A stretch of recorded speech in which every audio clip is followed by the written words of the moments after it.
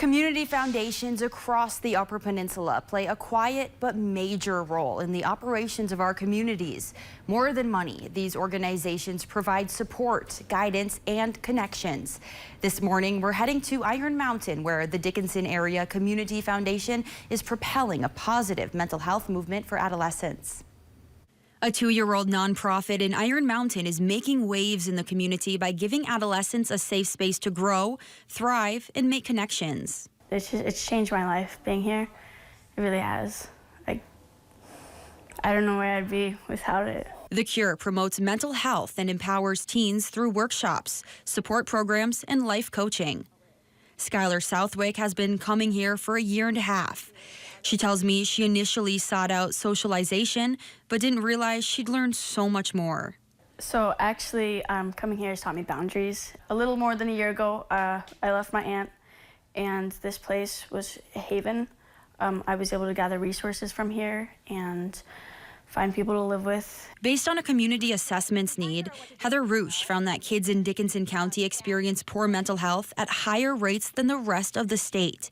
2 years ago, she took action to change this. Accessibility to quality services and, information and a community of other students where they can come together and just trust that they are in a safe place where they can work and cope and strategize and learn new tools to live a better life. I mean, that's why this program exists and why it's so important. But it wouldn't exist without initial support from the Dickinson Area Community Foundation. What I love about the Community Foundation is that not only do we grant and work on grants in our community and scholarships, we also work on collaboration.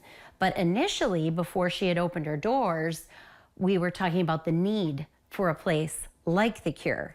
So I called a meeting and we had lunch, and there were 6 of us in the room, all concerned about mental health in our community and how the Cure could possibly address that situation. It wasn't money that helped the Cure open its doors, but connections and contacts that the Community Foundation had already established. I don't think that we would be nearly at the point where we are 2 years in if we didn't have them. They've just been wonderful and monumental in making sure that we are connected with the people we need to be. Skylar now works there as a student intern and attributes her self-confidence to the Cure's programs.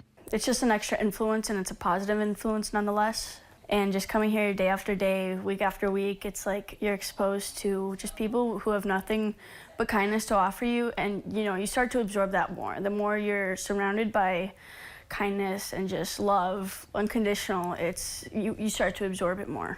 On average, more than 40 students visit the Cure on a weekly basis for workshops, socials, or to do homework and hang out with friends.